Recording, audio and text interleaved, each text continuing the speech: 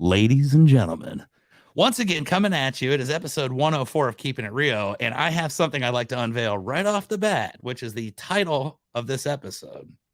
Title of our episode today, episode 104, is going to be Welcome to the Dope Show. And there's only one person that can make it the Dope Show, right? And it's Mr. Dave Carroll coming at you live. What is going on, my friend? Welcome to Keeping It Rio. Oh, man, thank you. I love the title. It was a surprise to me also. Right. And it came to me about 10 minutes ago, and I thought, man, this is going to be something that I have to put it out there. Maybe hundreds of years down the road, a Marilyn Manson fan types in, that title on Google, and we become famous way after we're gone. So only one way you can do that is to throw it out there and see what happens. So here we are. Welcome to Keeping It Rio. Like I said, I appreciate Dave Carroll. You and I have really never had a formal conversation. I'm kind of excited. I love this podcast for that very reason. I like meeting people and just, seeing what's going on. So I have a bit of a diverse crowd here. It's not all roofing. If you want to take a second, kind of tell everybody what's going on with you and, just an intro, and then we'll dive deep into whatever the hell comes to mind. Yeah. So as Chuck mentioned, my name is Dave Carroll. I'm the CEO of a little company called Dope Marketing. My background, or what led to Dope, I own a home service business that I've had for 13 years. We do power washing, window cleaning, gutter cleaning, all that stuff. Owned it for 13 years. I've been phased out for the past 7. Through the course of that business, I just figured out what I'm good at and what I'm not. And I'm a data guy. I'm a marketer. I like doing sales. And I just knew that running the day-to-day of whether it was a home service business or my data company or even with Dope, I'm a real visionary, like a real one, to every single fault that comes along with it. My goal at this point in my life, I'm 37. Me and my beautiful wife have baby number 5 on the way. Nice. Yeah, very blessed. All the fingers and toes are there. Everyone's healthy, so cannot complain. My goal right now in business, in life, is just getting better. I've been on a wellness and health kick for about a year. That is a beautiful, amazing journey that I love to share with people. My company, Dope Marketing, where I spend about 95% of the time, we help businesses grow in the right neighborhoods by sending automated direct mail with no minimum order. But we're not going to talk about a bunch of work here stuff, I don't think. I think we're going to talk. We'll talk a little bit about that, obviously. I mean, this is a promotional tool as well. And I will mention that Keeping It Rio is sponsored by Roofer. Thank you, Roofer, for giving me the opportunity to do this and to compensate me for it. It's kind of cool. So, Absolutely. Yep, that's our business. But yeah, I think that's amazing. And I love the fact that you following your dream, that's what's so cool about not just roofing, but like the world, really. There's a lot of people, visionaries, like you say. With me, I'm here in San Antonio, and honestly, I'm coming up on my 4-year anniversary of when we bought Rio Blanco. And dude, I had never been to San Antonio. We already bought the thing, and I had never been here. And I agreed, yeah, I'm going to move to San Antonio. I don't know anybody. Let's rock, and you have to have a little bit of a crazy side to your head. You get knocked stupid a few times, but right, dude, that's the fun of this, right? So you've got a family, you decide you want to get into, being creative and doing what you love, which that's the whole point of life. Exactly, dude. Exactly. I mean, if it's not about that, what's it about? Yeah. I mean, we only have a certain amount of days. None of us know what they are. I had a thing yesterday. It was a memory where Ben Menchaca was on my podcast last year. And it's like, you know what, that puts things in perspective. You just realize, man, tomorrow's definitely not promised. So it's cool. And we're going to try and have as much fun as possible and just help as many people. Right. So that's what matters. You've got Dope Marketing, and where are you guys based out of? We're in Minneapolis. Yes. It is all of 5 degrees out now. As I was mentioning, I've been on a health kick. I've become it's where we got to hang out, Chuck. We went on a little run together. And we did. Yeah. Yeah. So I don't get to run as much as I like to in the winter time. That's where I'm itching every time. So I've talked to a couple buddies in the past couple of days, like, oh, what's the weather like? How's it there? I'm like, man, I'm just ready for the end of March. I'm ready to get back outside and get after it. Start breathing that air and not freezing your lungs out. I understand that. I'm in Texas, so I'm kind of lucky. It's not ever too too cold, It's too been cold down there though lately, right? Dude, I was in Oklahoma yesterday, okay? And this is me. I've been here in Texas for 10 years. I'm from Ohio originally. So I have cold weather. You know, I spent 32 years in Ohio. I get that. I moved away from it and I came down here. I must have pussed out at some point in the last 10 years because I'm in Oklahoma and I forgot my jacket, right? I only own one jacket and it's like, well, I better take it. Left it in my car at the airport. So I'm in Oklahoma and I'm inside, but every time people are opening the door, I'm like, and I thought, dude, this is not good because now I can't even claim that I'm, cold weather tough. Right. And, you know, I can appreciate that. I had Mike Stearns on here and he was in Buffalo during a damn blizzard. Yeah. And it's like, man, you know what? It's going to be 72 today. I guess I don't have much to complain about weather wise. So that's awesome. But when you're inside though, you get to be creative. You get to come up with some stuff, some dope ideas, right? Couple. And, tell me a little bit about the process. Tell me a little bit about your company as far as, what do you guys do? I know you do, you just said marketing, but to what extent? Yeah. So we actually, this is live, right? This gets live streamed. This isn't live streamed at the moment, but I'm recording it and I'll put it out on a Tuesday. Perfect. I could have went live if you wanted to. Damn, I wish I'd have known. No, it's all good. For anyone watching, on February 24th, we are launching Dope 2.0, which is kind of a compilation of everything we've been doing over the past 2 years. So regardless of the CRM you're using, whether it's Job Nimbus, AccuLinks, Rooflet, whatever, when you mark statuses on your different jobs, that triggers mailings to go out to the neighbors. At Dope Marketing, Chuck, we look at the concept of like the neighbors of jobs are the people that you want to get in front of. And the idea is your neighbors you might not hang out with your neighbors every day. Your kids might not play every weekend. You might not be passing a cup of sugar across the window or whatever, but you make around the same amount of money. You probably have kids around the same age, and your house was built around the same year of the same materials. That's what really matters. And so when you think about the problems, people want to grow their business and that's all good and great, but the strategy around growing your business is what's really important. And so what we're releasing with Dope 2.0, we like to call it recession-proof marketing. So not only can Chuck marks a job approved in Job Nimbus, and that triggers one postcard to go out every week for 4 weeks in a row to the nearest 25 neighbors. Hey, we just got your neighbor approved for a roof. Check out our company. Here's a recent project or a recent review. Here's a special offer to tie a little bow on that campaign. So we start with stuff like that.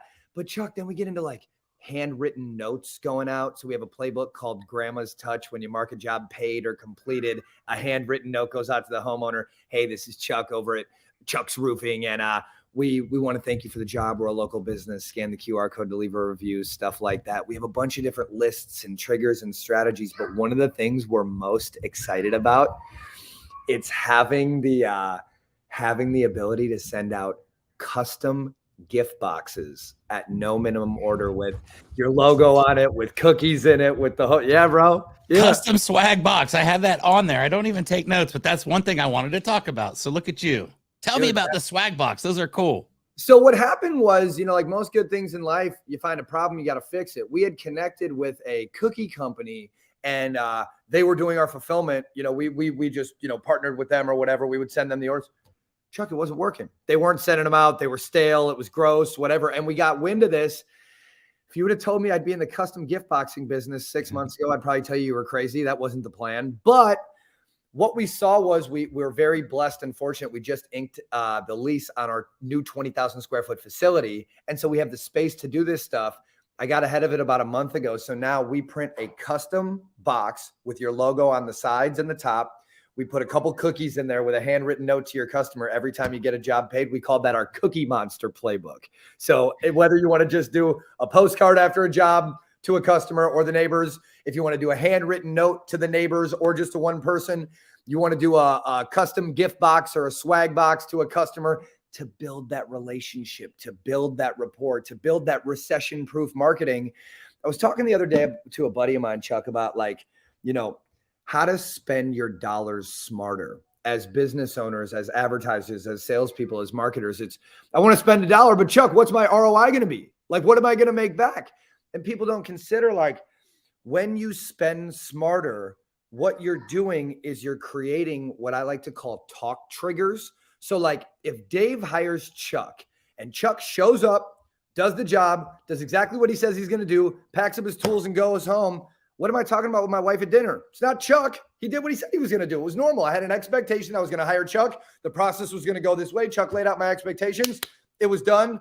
Maybe he sent an email once a year or some shit like that, but it's like, it's over. Now let's go to creating an exceptional experience when it's like you mark a job approved. This is called our Mr. Rogers playbook. Oh, I love it. 10 of the neighbors get a note right when you mark a job approved from, hey, Dave, just want to let you know we'll be doing your neighbor's roof down the street. If you've been affected by the recent storm, or if you think you have problems, same or similar to the other people we've identified in your neighborhood, just give me a call. You're going to see the trucks will be in the neighborhood. Just wanted to be helpful.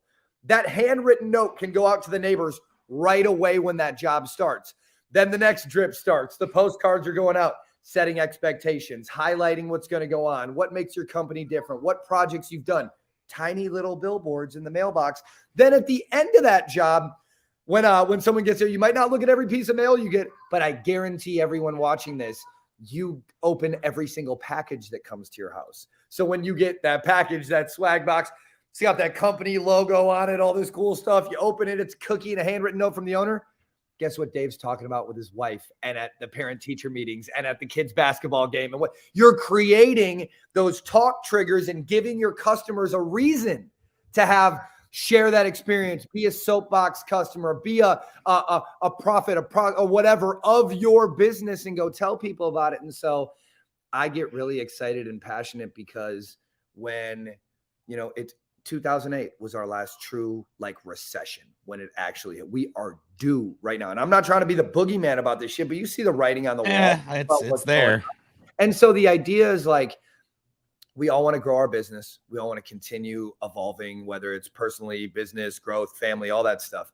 But when it comes to the 9 to 5, when it comes to the business stuff, your marketing dollar is going to be spent differently this year and going into 2024 than it was the past handful of years. So how can you, my question that I like to ask people is, how can you take that marketing dollar and instead of handing it to someone or spending it on your own, say, what's my ROI going to be within a month or two? How do you take 70 cents of that dollar and warm people, build the relationship, build the trust, get your brand in front of them so that other 30 cents of that marketing dollar where the sale or conversion happens, you're spending that on the right people that have raised their hand in the right area, that are more in need of your services, people that you can actually help so that you can guide them towards, what's the true ROI of a marketing dollar? Well, it depends on where you're investing your pennies. For sure, man. That is I love this stuff so much. And I think the marketing and branding aspect of everything, but really the roofing industry, I've seen a huge change. I've been in this for 25 years now. And it's I started off when, we were doing orders on little notepads with pencils. Oh, yeah. And now, it's okay, you can click a QR code and within a couple seconds, I can get you 6 estimates for your roof. You can literally do all your stuff online if you really choose to, which absolutely. That's a cool option. I think we're going to go more towards that in the future because this is the Amazon era. I don't even go to the store anymore. I get the store delivered to my front door here. But the cool thing is I've seen it evolve and I've seen the younger minds start coming in over the last 10 years or so. And really the whole thing is becoming what it's going to be, I think, which we always say, it's more of a marketing thing than a roofing thing. And at this point, it's whoever's the most well-known, whoever gets the best attention. And, that stuff going, that's going to be the winner. It's they won't flow you if they don't know you, I guess is what Uncle G says. And to me, I think that's what's going to separate our industry, the winners from the losers moving forward. And, with your company, I'm sure your audience right now is probably targeted more towards the younger roofing owners. I'm guessing you're not looking at I wouldn't say that. No. Well, the thing is, a lot of I'm 37. A lot of the people that are 10, 15, 20 years older than me, they're more used to direct mail. They've been around it. They don't have that concept of, oh, this is dead. Oh, this is digital. So here's the deal. direct mail is just the carrier of the little billboard that you're putting in someone's mailbox to raise the awareness about your business. Because we get asked a lot like, well, I get a postcard and I look at it and I toss it. Well, great. You're a business owner. You're probably not in the need of certain services or whatever, but let's take that comment further. Let's take that statement further. It's fair to say if you sent me mail one time, it's not going to work. You're going to send me and 10,000 people in my zip code one postcard, and we're going to look at it one time. We're going to throw it away. Just like a billboard we've driven by one time on a road that we drive down never, you're not going to remember what it is. But what if you put a little billboard in front of someone every week or every other week because you know that they are your target customer based on either the neighborhood they live in, things that have happened to their home, prospect areas. Maybe your customer data is telling a story. Maybe there's a platform where you can take and sync your CRM or upload your customer list and a heat map pops up, show you where's all your jobs are and suggests neighborhoods for you to put little billboards in the mailbox. So it's like, as you mentioned, Chuck, like technology advances. Our job as business owners, as marketers, as salespeople, as managers, is to keep up on best practices. So whether you're 50, 60 years old and you've been doing traditional marketing a certain way and you realize that there's some bald 37-year-old asshole yelling at the internet about how excited he is about direct mail, or it's one of the younger guys that, you know, is the mover, the shaker, they're excited, they're looking, they're hiring, they're growing, and they're just looking for the next thing. They don't care what it is. I have this corny saying that an entrepreneur has 5 fingers on their hand for a reason. 4 things that are supposed to be working and 1 thing that's disposable that you're constantly replacing to fill that void. Because we all know, again, when it comes to marketing, it's not one thing.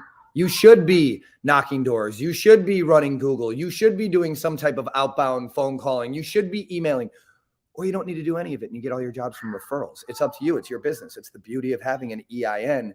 But with your EIN, the E in EIN, it stands for ego. And you got to check that shit at the door. It can't be, I know everything. I'm right. I have this figured out. Great. If you're totally happy sticking them where you're at right now in your life, there's nothing wrong with that. Stay there and be stubborn. But if you want to open your mind up and look at different things that are out there that are available, the keeping up with best practices, the technology, the different tools, the different things that you have in your belt, these items that you can use to help your customers, to grow your business, to get in front of more people. I just go back to that recession-proof marketing stuff because the data in your business will tell a story. It will, if you allow it to. And if you've been open just 1 year, Chuck, you've been in the game 25 years and you've been over. But if you just look at however much data you have for the people that have been in it, guys and girls have been in it for decades, or people that are just getting started, it doesn't matter. Because if you just have a little bit of data about what's currently working in your business, there's exercises that you can use with that data to see, where do I focus my marketing dollars? How should I spend? Where should my attention be? What services should I be offering? So it's cool stuff. I get a little excited about it. I love it. That's the whole, that's the energy. I texted you before we started and I said, dude, I'm over here cussing at my internet. I'm pissed and everything's good. And it's going to be so much fun. And that's this topic of today is energy, man. I'm gonna have some energy. And you hit on this just a little bit. The personal fitness journey that you've decided to go on over the last year, right? I had the same thing. Mine's been about maybe just a tad over 2 years now. We were doing a conference and it was the first time I was ever going to be a speaker at a main conference, right? And it's like, fired up. This is going to be awesome. I've been waiting my whole life to do this. It's so cool. My face is on this billboard and I'm looking at it like, dude, that fat fuck. And my face was like, you know, the size of a basketball times 3. Bro, I like look. So I've kind of put myself out there on the internet. Look at fucking videos of me from 2 or 3 years ago. I don't recognize myself. And what's crazy, you didn't even realize that's how you looked back then. Like I call it face meat. I was bummed in my fucking face. Like, oh, dude, I was carrying a 12-pack for sure. And wild, dude. I look at it and I was just like, oh my God. So, okay, I'm just going to start off. And I started slow, you know. I was physically active for years. I used to go to the gym like 5-6 days a week. When I started in the industry, I really, for the first 15 years, I was a laborer. I threw shingles for a living. I was a conveyor truck driver and we roof loaded houses, you know. So like, that was my life. I've probably carried more bundles of shingles than anybody on this planet. Unfortunately, my back's messed up, but I was in good shape. I ended up going to Charlotte, North Carolina. We started a roofing supply company down there from scratch, and it was kind of in a crappy neighborhood. So this is when I started my, Chuck the FFC, and the only thing that I could get to eat was Pizza Hut, because my office was kind of in the ghetto a little bit and nobody would deliver there. And I couldn't leave because I was afraid if I left, like I'd come back and everything would be gone. So I ate Pizza Hut for like 2.5 years every day. I got all ballooned out. Came to Texas, I lost it all. Then I gained it all back. It's Texas. I came to San Antonio, I lost it, gained it. But then it was like, all right, dude, you got to calm down here, bro. You're not going to live very long. You're getting like ridiculous. And I was always blaming my cameraman too. I was like, dude, you always get the worst angle of me, but it's like, there isn't a good one. Yeah, in hindsight now, it's like you actually probably did a good job, and I appreciate that. But I made that decision, so I started doing it. It becomes habit, and then it starts becoming a little more. Last year, I ran a half marathon. It was the first time in my entire life. I had never even imagined some crap like that going down. Got myself in pretty good shape, and I feel like I'm in the best form I've ever been. And I'm inspired by you. I'm not going to lie. You're one of the people who you see on Facebook, on social media, that are showing what's going on. You're out there, running covered in sweat, got your hat on backwards, all like, man, I just got done running 5 miles or whatnot. I appreciate you. And, there's probably a lot of people that come up and say, hey, Dave, man, I've watched you do it. I know I get a lot of that crap. And it's like, yesterday I was in Oklahoma and I was there 6 months ago, or maybe not even. Yeah. And I walked in and they're like, dude, like you look totally different. Yeah. And yeah, you don't recognize it in the moment, but I can't even watch those videos. I go back to my memories now and I can't even share them because it's like, oh man, we're like getting a bunch of old content out, and my marketing guy keeps bringing me shit, and I'm just like, I'll put it out there, like whatever. It's part of the journey. Fucking, it is, dude, and it is so humbling just to go, whether it's the trade shows, the speaking engagements, that people be like, dude, you look great. Oh man, lean and mean. I'm just like, my mission was not necessarily to lose the weight. That was definitely a part of it. But like, I didn't set out and say, I'm going to lose a certain amount of pounds or do it. And everyone's got their own journey with this, right? But mine was like the mental health stuff. When I look at how I perform, the number of people that depend on me during the day and my well-being and me being on my shit, it's like, I just know when I work out and when I exercise, I feel better, and it allows me to be better for the people around me. And when I don't, when I get in those phases, you don't work out for a week and you're like, oh man, I'm feeling sluggish. It's just, I pride myself on being a high performer, and high performers go out and get after it in every aspect of the day. And they're not sitting around, not getting that heart rate up. Dude, one thing you brought up, Uncle G. So this dude, Gary Brecka, that I've been following. He's the one that basically transformed. If you talk about before and afters, look at fucking Grant Cardone 5 years ago. Grant Cardone's in his 60s. Mm-hmm. He looked like he was 80 years old. Fast forward, he's been dealing with this doctor. It's the same guy that helped Dana White from the UFC when he got that diagnosis. Grant Cardone looks like he's 40 right now. And Dana White on the same thing. And this Gary Brecka guy, he's huge on shock treatment, which is hot, cold therapy, red light therapy, that type of stuff. So I scream from the mountaintops to people, if you are not experimenting or trying with saunas and cold plunges, that stuff for me, even with the exercise, I just started lifting in the past couple months. I'm still doing my cardio stuff, but the recovery aspect of it, doing the saunas. So I'll do a sauna for like 20 minutes at 200 to 220 degrees. Then I'll go get in the cold, and just like running, it builds up. So I started with 2 minutes in the cold. Now I go like 5 to 10. So I'll do hot, cold. And the science is, when you get in that cold, your liver, I learned this from that Gary Brecka guy, your liver is telling you, Chuck, you're fucking dying. Get out of this water. But what's going on is, your liver is releasing these proteins into your body. It's one of the most powerful proteins that your body creates, because it thinks that you're dying. It's trying to save your life. Where is the trauma? But you're tricking your body. When you have places in your body that need healing, that need wellness, that just aren't doing good, like whatever, and there's science around this stuff. these proteins go to that area and repair what's going on. So if you're just working out good, running, doing cardio, maybe you got an ailment, maybe you're doing whatever, that hot cold therapy, I scream it from the mountaintops, man. That stuff has been life changing for me.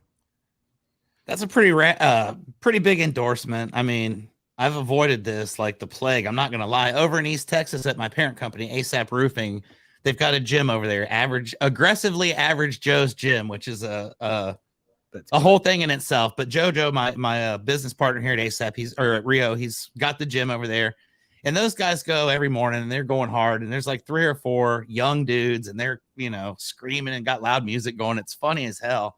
You pull up to this beautiful office building, beautiful roofing, and you hear all these guys scream, "You fucking got it. You can do it. You're the man." Yeah. And they've been doing TikTok videos where they put this bucket out there and it's a giant bath. And it's like, okay, it's 10 degrees below zero with the wind chill here in East Texas. These dudes are sitting in it. And I'm like, and I said, there's 0% chance I'm ever going to do that. But you know what? I want to see the video, Chuck. I think you may have just talked me into it. It's going to take some shoulders under that water, dude. Just start your breathing exercises. Look up the Wim Hof stuff. You'll be good, bro. It'll change your life. I swear to God, it'll change your life. I'm going to do it. I'm going to do it. That right there convinced me that I needed to do it. Everybody else has said it, and I was like, no. But finally, a man of credibility has explained why it works. And it's like, okay, if my liver's trying to tell me I'm dying and it's trying to save my life. I don't know, for any of you ex-addicts, partiers, whatever, I gave up drinking about a year ago and have been on the very straight and narrow. But any of you that have experimented, you will get so fucking high off this ice bath. Like, it is unreal. The endorphins, the dopamine, everything coming out of your body. It is an experience. So there's a couple different paths for the end route for people. But dude, Chuck, I'm telling you, I want you. You got to call me after, FaceTime me when you I will. Oh yeah, and I'll record it. I'll do it. I'll go to East Texas and I'll do it. I'm gonna punch myself in the face. You're the man. You're the man. You can do this. They got a sauna there or no? They don't. I need a sauna. That's true, because that to me is very important. One word of advice that I would give to everyone. So we have a place in Minneapolis called Embrace North. That's like a sauna, cold plunge. You can find these spots. The cold plunges are great, and you still got to do one, even without the sauna or whatever. But the therapy of the hot and cold together, they have these places everywhere now. They're blowing up. They're starting. They're doing, whatever. It's a really cool thing for sure. All right, I'm doing it, and that'll be content right there. It's probably going to be the episode 110. Chuck dies, and that'll be it. But hey, it'll be fun. He's dying. That's true. My liver thinks he's dying, and that'll be the time my liver's actually going to be right for once. It's like, damn it, dude. I'm sorry for those years of abuse, but just give me one more day, liver. So, all right, I'm gonna do it. That's cool. We went down there to RoofCon, and you put together those runs every morning. That was where we got to hang out and do a 5K that day with a bunch of dudes and some ladies. Yeah. I thought that was awesome that you put that together. There was the inspiration. Just, hey, I just want to hang out with some cool people here that are not drunk, that aren't, hungover in the morning. See who the real winners are. Here's my thing, Chuck. Like, can we agree it's hard to be happy? Like, it's very, very hard to be happy, especially in this world with what we got going on nowadays. And so it's also a choice to be happy. And what I find is that the more people that you surround yourself with that are doing the same thing as you, whether you're a bottom barrel dope fiend all the way to the most high performing person in the world or anywhere in between, I don't judge. I want people to smoke weed out of their gun with their husband that's gay and do whatever you want to do. I don't give a shit. But the thing is, like, I like to surround myself with people that are on the same shit as me. And I appreciate the opportunity to share this. We're going to start with dope. We're starting a couple different communities where we're going to be doing pop-ups in different cities, meeting up, and things like Orlando with that. When I go out of town, dude, I post online, who's around? Who wants to go get after it? Who are the people? I always say, Chuck, the number 1440 is the most important number to me in the world, because it's how many minutes you have during the day. And you get to pick who you share those minutes with, who you give them to, who you invest them with.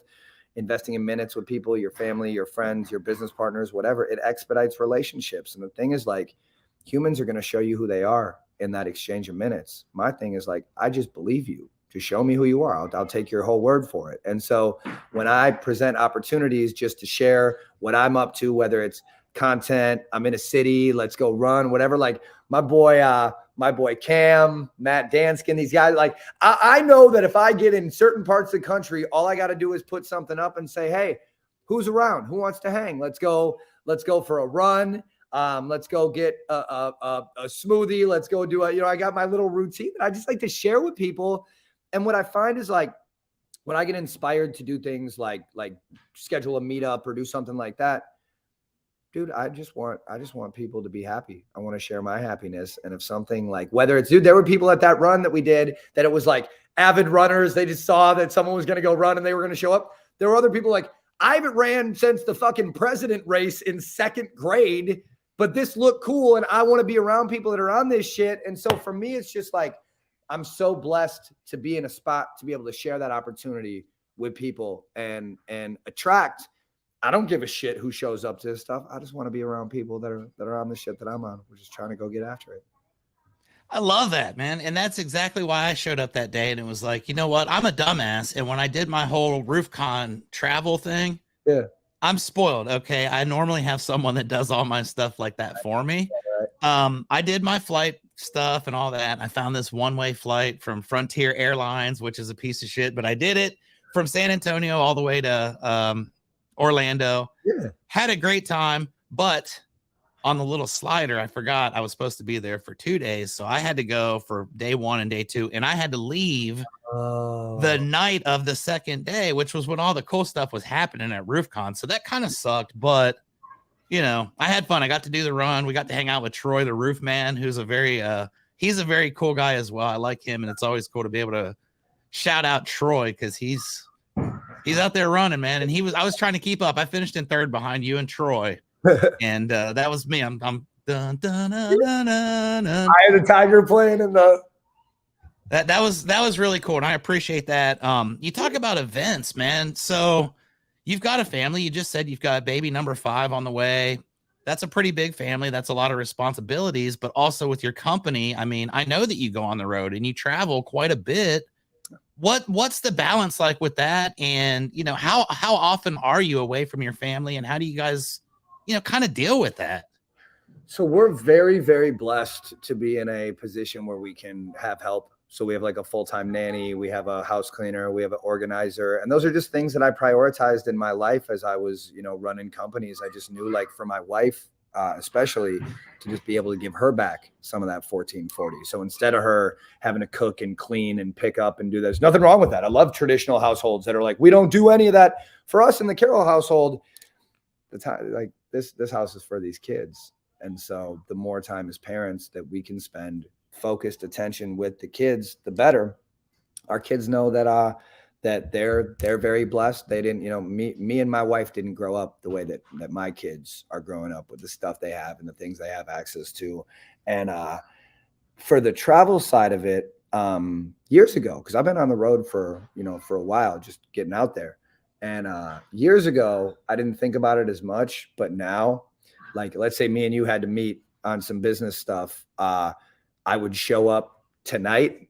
I'd do our thing tomorrow, and I'd be out tomorrow night, like just quick, you know, whatever. Because in person, dude, relationships matter. That's never going to go away. Like I want to touch you, feel you, smell you, get around, you know, make sure it's a good vibe between us. But when you go to these shows that are a couple days, I just become very selective about the stuff that I go to. If I'm speaking, if I can provide value, you know, I get a speaker fee from certain stuff. I do other stuff for free. I really, where I'm at in my life right now, I just want to help people. I want to contribute to businesses. I'm on a mission to show that, like, anything you put your mind to is possible. It is, because I look at, like, my story, what I've been through, and what I put myself through, and I look at those personal connections that I can make. But like, there's shows that, you know, I come in that morning, I leave that night. There are other shows I stay at for a couple days. Me and my wife, I love to travel with my wife, so she's usually always with me. And we might have one of the kids with us or not. My daughter just turned 10 this week, so she's getting to the age where, like, she can get exposed to the business side of things a little bit more. And I think for everyone, it goes back to that happiness stuff, Chuck. It's just about, what's your intention? Everyone gets to do this parenting life stuff as they see fit. And for me, it's like, I really, really try to focus on my kids knowing that like their parents are there, we're present, we care. But at the same time, this life we have, the private schools, the stuff, the toys, the whatever, shit doesn't come from nowhere. There's work that comes along with it. And so being that we have our 5th on the way, I'm sure 1 or 2 of my kids might have a business, a couple might go to school, 1 or 2 might be a knucklehead, who knows? But I know that they will be exposed to what hard work and dedication looks like. That's what's really important to me as a parent. So with the travel, if dad's got to go to a show or a meeting or a presentation or whatever, they know he's coming home. And that's awesome. And I love the balance. I love the fact that you have so much commitment to that. And that's what makes this so awesome. And that's where the passion comes from, because you really are doing it for all the right reasons. This entire time, nobody's ever said anything about, man, I make a shit ton of money selling signs. I make a ton of money doing advertising for people. No, that's just there. It happens if you do the right thing by people, if your intentions are pure. Right. I was in Oklahoma yesterday, and one of the things that we were talking about was, anytime things are bad, if you're having a down day, if you're just not feeling good, just go out and give. Go out and just give Straight to up, somebody, dude. And I found in my life, this is Friday. So my thing for 2023 that I'm going to do is every Friday when I'm in town, I'm going to get in my car and I'm going to drive around somewhere around my office or, wherever I'm at in San Antonio. I'm going to find a neighborhood and I'm going to find one house that's got like something going on, gutters need some cleaning, or there's some car in the driveway with toys out there, something where you can see like, yeah, I'll tell you a story, Chuck. So this actually just happened to me this week. So there's this guy that I know that we just know each other from the internet. Probably over the past couple of years, we've seen each other at shows or whatever. And for some reason, I'm backing out of my driveway the other day, and I'm just thinking about this guy for no reason. Like something happened in the universe, and this guy just popped in my head for some reason. Didn't think too much of it. And I'm on the bike the other morning, and I usually do meetings while I'm on the bike with my team or with someone else. So like I'm on the bike, I'm working, and this guy hits me on Facebook out of fucking nowhere. It's like, hey, Dave, I'm thinking about selling my business. Could you help me out? And dude, I protect my minutes hard. If we don't have a calendar scheduled, if we don't have the thing, it's not out of disrespect, but I'm just like everyone else, we're all equally busy. No one's time is more valuable than anyone else's, but I protect my shit. If we don't have something scheduled or gone through or whatever, like I got a regimen to follow. And this guy hit me and he asked me for some help. He's like, Dave, I'm thinking about selling my company. Can we talk about it? Can you help me out? And I was like, you know what? Let's call this guy Ben. His name's not Ben, but let's call him Ben. Ben's like, can I call you? And that's my pet peeve when someone hits you on Facebook. It's like, hey, can I call you real quick to run an idea about you, by you? And I'm like, dude, like, no, don't. We're good. Yeah. Just come correct with the questions. Let's go. So I stopped what I was doing and I was like, God put this in my life for a reason. Like I thought about this dude the other day. He hit me out of nowhere. I was like, Ben, we got to set a timer for 10 minutes, but I got 10 minutes of undivided attention where I won't talk. Ask me anything you want. It was just an opportunity. You got to look. You got to look in the universe, whatever you believe in, God, Allah, Buddha, the great pumpkin, whatever the fuck it is for you. Let the universe talk to you and put you in a position to help others. Because if you fucking listen, the universe will talk to you and show you how you can help people. And it's not, you don't have to go fly to another country and save the world tomorrow, but just take a step back and look at like, how could you be there for someone? How could you communicate through someone? How could you and so me and Ben had a conversation. I put some things in perspective because we were looking at selling my cleaning company. I didn't end up doing it, but I just gave him a couple gems and the response, he's just like, dude, I wouldn't have thought about it this way. Thank you so much for taking your time. And I'm just like, dude, I'm blessed to be able to be in a spot, to have a little experience, to have a little knowledge and be able to share it with people. And so it's a responsibility I take seriously. And it makes you feel really good because you did impact somebody. And it's you know what, that dude, his day was made by it. And that's something else I always try to do is, I like shouting out people just randomly out of nowhere because like you said, this is hard, man. We go through stuff in life and nobody's days are ever perfect, and if they are, then I don't know that I'd want that, but we're all trying to get through this together, and it's not easy. And what I really love is the encouragement. And like you said, we all value our time. I'm the same way. I don't like when people just shoot me a text or a Facebook thing like, "Hey man, what's your number? I need to call." Because there are boundaries. You need to be able to protect that. Give Like me you some said, fucking cliff notes. What are we getting into? exactly. Hey man, I've got something cool. You're gonna love this. Can I? Or got a minute? Dot dot dot. And it's like, well, what the hell is this, man? I I don't don't. know. I Do don't know if you? I do. Yeah. And I think it's cool though that there are people that see what we do and see that we're not like, we're legitimate guys. We're just two dudes that, I have a roofing company and I've been doing this for 25 years. There is nothing special about me, but I'm old now and I like helping people. I went to Oklahoma City and I got to work with a roofing company over there, which I've been to several times, and I work with their sales team. And to me, that's a huge honor that someone will say, you are someone that I trust enough to come into my business and talk to my team because I think you're going to tell them the right thing. I trust your professionalism. That's something that's really sacred to me. And, Absolutely. I think that's the highest honor you can get now. And at this point in my career, that's all this is about. And I've said that for the last 4 years. When I did this Rio Blanco, I'd never even been to San Antonio. So it's not like I was coming to my hometown and helping, I wanted to find people that have had like maybe shitty experiences with other companies. My big thing is getting guys or girls that don't think they can do this and showing them what they can do. And it's like, how much money do you want to make? Well, if I can make 40 grand, it's like, okay, well, what are you going to do the other 11 months of the year if we do this right, And when you can transform someone's life and you can see somebody actually change and they come back after the fact and they're like, you know what, dude, like you have completely changed my entire world.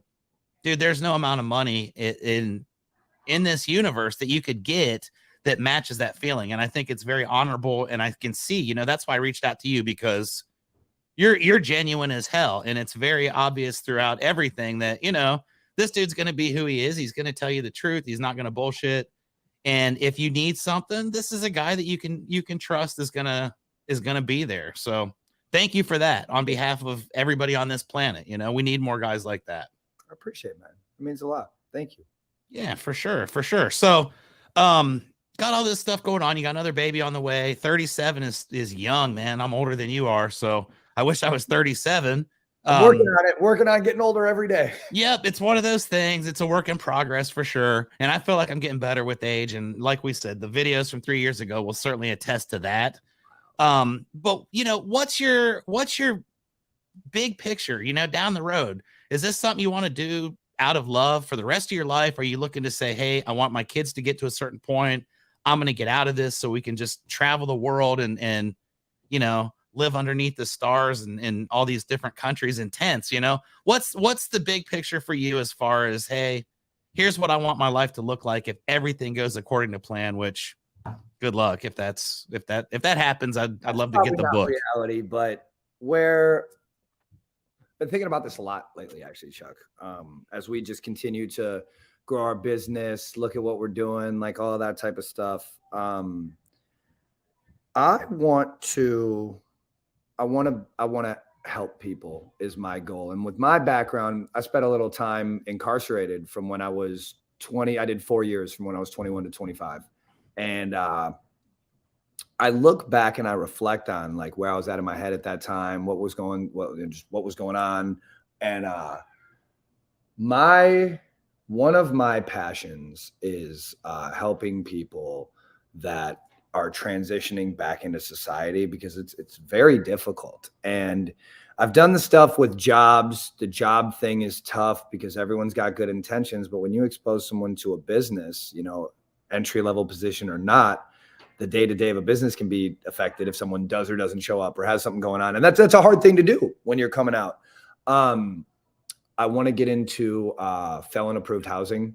We're going to start buying up like multi-units and stuff like that and have transitional programs for people reacclimating back into society, and not just like the bullshit, but I'm talking about like helping people get their driver's license, helping people fix their credit, helping people, reconnect with their kids that they might have been absent from their life for a little bit, and kind of putting avenues together of how to help with those situations, how to truly help people, because the business side is all good and great. I'm an entrepreneur. I mean, like a real one. And I worked at Arby's when I was 16, and I worked at a gas station when I was 19 to get a fucking paycheck to get an apartment. Those are the 2 jobs I ever had. And then a window cleaning company when I was in the halfway house. Thus why I own a window cleaning company now. But I'm not Mr. Corporate resume, any of that. I don't know much about that. For me, it's like, I know I will always have a business, a thing, a something, because I like to work. People are like, what's your hobby? I'm like, running and working. That's what I like to do. But when I look at the ability to make an impact on something, I think that helping people coming out of treatment, prison, adverse situations, that's something I'm really passionate about on the just putting good back into the world. And then I want to start doing crazy shit with training. I'm gonna run 2 marathons this year, at least 2 fulls, and then start to get into other crazy shit, jumping out of planes into water and doing triathlons and shit like that. I look at my path with dope marketing is we're gonna build this business up pretty big. It's on a good projection and we're working in kinks out like everyone else, but that business is growing and we're very humbled by, the success that it has. I think that when I get into my early mid 40s, dude, I just want to be helping people and fucking training for weird shit. That's a good, terrific goal to have, because I'm in my mid 40s, and guess what? That is exactly what I'm trying to do myself. And I had half marathon on there for last year, and like I said, dude, at the beginning of the year, I could not do it. Huge. And yeah, I couldn't do a mile, right? And I did that half marathon because I talked to Joseph. In the same spot. Right? I talked to Joseph Hughes, and Joseph Hughes is the dude who convinced me, you don't have to have all this fanfare. Joe is becoming one of my most favorite humans. We were just out at Randy Brothers event. I got to spend some good quality time with Joe. That's a good man right there. Totally solid, right? And that's what we were talking about on the podcast is he's like, man, when COVID hit, he runs a marathon every year. And he's like, COVID hit, they didn't have it. But I wasn't going to not do it because they didn't have it. So this dude went out and ran a marathon on his own without any and it's like, okay, if that guy can do that, then what the hell am I? What's my excuse, right? So about that, Chuck, the saying, you don't know what someone's going through. Be nice to everyone. What about when you're driving down the road and you fucking see some dude running and you don't realize this dude is on a fucking mission, is out running a marathon today? It just hit me you don't think about that until you start doing it, right? And that's what I did. I lived over in College Station, Texas, and I had a perfect setup, right? Mm-hmm. And this was just me one day. I was like, okay, the only way you're going to get to do this is if you just do it. Yep. So I was like, I'm running a half marathon, and it was a random Saturday morning, and this was about maybe 5 months ago. And I'm like, I told my buddy in Wisconsin that the day before, I was like, Tom, I'm going to run a marathon or half marathon tomorrow. And I was like, now I put it out to the world. So if I don't do it, I want you to go on Facebook and say I'm a little bitch and this and that, which he wouldn't do. But it was also like, okay, now I'm putting it out there so someone at least knows. And this dude will check in because he texts me every morning at 5 a.m. from Planet Fitness just to make sure I'm at mine. And it's like, all right, dude. So I get up 3 o'clock in the morning and I'm like, shit, I don't want to do this at all. But I said I was going to do it. So you put yourself in a position where you have no choice but to succeed. It's 3 a.m. It's, probably about 45, 50 degrees out. I have no shirt on. I'm running, and I live in a neighborhood in College Station that's in a golf course, gated type community. It's pretty nice. And I'm running, and I found my route is all the way down to my office in College Station's exactly 5 miles. It's to a 0.0, perfect from driveway to driveway is 5. So it's like, all right, I'm going to go up and back. But then I found this little wrinkle, which is there's a path back here and it goes exactly a mile and 1.6. Yep. So the way everything works out, I'm like, all right, do all this math. It took me I'm 8 miles in before I realized, holy shit, if I just go this way, I can do the whole thing, right? There's my public education at its finest. I do it and I'm going. And I'll be damned, Dave. I get to mile 12. My fucking legs quit working. bro. And I'm like done, dude. I'm a mile plus from my house. I'm dragging ass. You know, I got this whole look going on. I got no shirt on. People are going to work now and they're looking at me. And I'm thinking, like, dude, to all those people that I looked at that are like struggling, you know, and I'm thinking, man, you pick up the pace, lazy ass. You know, you're walking. Why are you looking like that? That dude probably was just in a spot like me. You just don't know what someone's going through. I mean, it brings it full circle where it's like, whether it's someone being kind, helping someone out, just whatever. What I find, Chuck, is like success is in the cliches, like the shit you've heard your whole life. Be a good person, more money, more problems. Keep your circle tight. You are who you hang out with. Like all these things we've heard when you get in these rooms around these people that made it, what, 8 figures, 9 figures, 10 figures, whatever it is, they're all just living by these principles that we've heard our entire life, more to a like disciplined habit than other people. It's just the relativity of everything is what I find so fascinating. Like, and it's so simple, you know, you boil everything down to its very simplest form. And it's like, dude, just be good, do nice things, show up on time, be a pro, don't rip people off. And, you know, you separate from like 90% of this world, unfortunately, but that's the rule. You know, I tell these homeowners, they're like, I didn't expect you'd show up, you know, on time. You showed up early. And it's like, well, yeah, dude, that's what you're supposed to do. Right. And I live that discipline. I get up every morning at 3:00, whether it's Sunday or, you know, Wednesday. I get up at 3 a.m. and I do my routine. And that's, I think, the key. Like you say, the small wins. I get wins before anybody else is out of bed. Amen, bro. That's why, like, I appreciate everyone that works out in the afternoon, and I have to do it sometimes, but I get that shit out of the way in the morning early. You guys are gonna get to see me say bye to the kids. Nice. You guys off to school? Yeah. You want to say hi to Chuck? Hi. Hi. Have a great day at school. You guys go learn something. What are we gonna do today? Yeah, Come here, David. he's Chuck Kids, you want to say hi to Chuck? Hi, Chuck. You're Chuck from Lightning McQueen. What do you say? Something about Lightning McQueen. Oh, Bubba, Lightning McQueen. I got you. All right. That's good. what are we gonna do today? Good job. I love you guys. Have a good day. That's what I love about my podcast right there. We have those moments that just happen in life, and that's what's so cool about it. And I won't edit any of that stuff out. I don't edit this thing at all. I put it right out like it is. So that's pretty badass. We're coming up on the hour. I try to keep it like around an hour. I respect everybody's time. You got up at 7 a.m. to come talk to me on Keepin It Rio today. And in closing, I always like to ask a couple unique little, you know, specific questions to whoever I'm talking to. So I've got one here that I think is going to be, you know, hopefully this will be a good question. It's one that I've never got to ask anybody, but you've got a unique, you gave me some different names, you know, the Mr. Rogers playbook and so on and so forth, all these campaigns and strategies and so on and so forth. What's the most unique? And then I'll tell you what mine is, because I want to get a critique from somebody, because I thought this was badass, but it didn't work.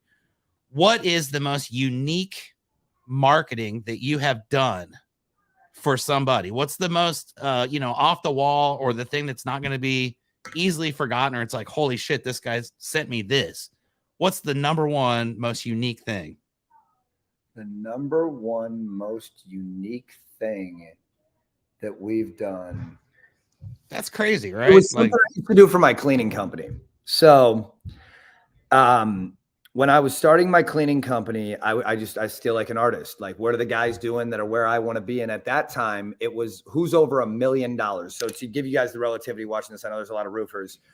A cleaning company that does $1 million is the equivalent of like a East Coast retail only $10 million roofing company, if you look at the margins and the profits and stuff like that. Nice.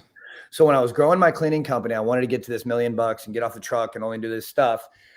And I was like, what are these guys doing? And so I would, they were getting work from property managers. I'm like, how the fuck do you do that? So I used to find strip malls and I would throw on a safety vest. And this is back in the day when they had the Nextel chirp, like on the thing, blop, blop, like Voxer. So I'd fucking get myself all worked up, throw on a safety vest, and I'd look at the strip mall. And I didn't want like the family-owned dog food store or the gym when you're going to have an owner operator. I want like the fucking Subway or the Starbucks. It's going to have some 16, 17, 18-year-old employee in there. So I get myself all worked up, got my safety vest in. I burst in the door. I'm like, chir, chir. Bill, hold on one sec. Ma'am, I need access to the water in this building immediately. Who do I get a hold? Who's the property manager? I need the property manager's contact information for this building. And of course, I'm putting on a fucking show. They give me the property manager's contact information. I would put together an estimate for the services we provide on the building and then put it together and go drop it off to the property manager. But what I would do is I'd take we'd get these engraved Post-it holders or jars of candy. And I'd come drop it off with the bid and then come back every month and either fill up the Post-its or fill up the candy for the property managers. This isn't a overnight fly-by-night strategy, but over the course of 18 months, fast forward 10 years, there are probably, I don't know, hundreds of property management companies here in the Twin Cities in Minneapolis, Minnesota. The top 10, 9 out of the top 10, any service my company offers, they are required to get a bid from us. That's amazing, right? And it's just like you say, it's long term. The candy jar thing's badass because we do that too. I don't do it as frequently as I should. Forever, right? Like, that's fun though. You know, give me a call when it's time for a refill. The problem with that is I fill them all up here. You put them on a fucking route. You have nice. The third week of the month. You're dropping off for Aaron, Sherry, and Karen that day because you know their offices are. So I used to have a route 2 days out of the month that I was just out dropping off candy and shit. There you go. I'm gonna throw that in rotation because it's an important thing. It's getting your face out there. So I will end this with my biggest failure because I thought this was the most brilliant marketing thing ever. And it wasn't my idea. It was a collab, but tell me where I went wrong with this, man. Cause I'm still to this day, my head is like, this was the coolest thing ever. Right. So we're here in San Antonio. This was about maybe 3 years ago. I'd just gotten Rio Blanco. It was new. Didn't know anybody. I hired my first sales rep. He was cool. We get a lead one day to go out and look at a roof, and this dude wants a metal roof, right? And I'm good with that. I can help you out, sir. We got you. I said, you know, give me a rundown. What are you looking for? What's your vision? You know, tell me what's up. And he's like, well, I want the best roof. I want the cheapest price. I want the best warranty, you know, and I want all that in a bag of chips. Sure. I'm like, all right, bro, cool. You know, I'll put you an estimate together. It is what it is.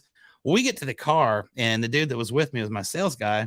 He had gone to some marketing thing, and we were coming up with weird ideas on how we're going to market our company.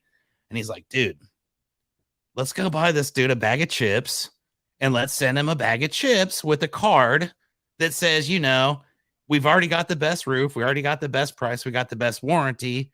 Here's the bag of chips, man. You know, like all that in your bag of chips. And I thought this was brilliant, right? Like, this dude didn't even call back. Like, where did I go wrong with sending the guy a bag of chips? Because that's fucking brilliant, right? I mean, how did that not work? Where did I go wrong? Expert in marketing. Trying to get an answer off one, you don't have a source of truth. One thing didn't work for one person, and you didn't try it enough times to see if it actually works. See, there you go. There's a lesson for everybody. Marketing isn't in the wins. It's in the failures. Like, I'm going to have 20 fucking ideas today. 2 of them are going to be good. Like, you got to keep at shit. But I had this idea and I gave this dude this thing.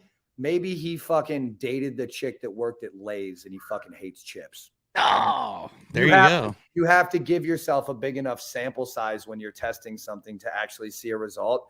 But this is where I go with business owners, and it goes back to the athletics, working out, dating, whatever analogy you want to use.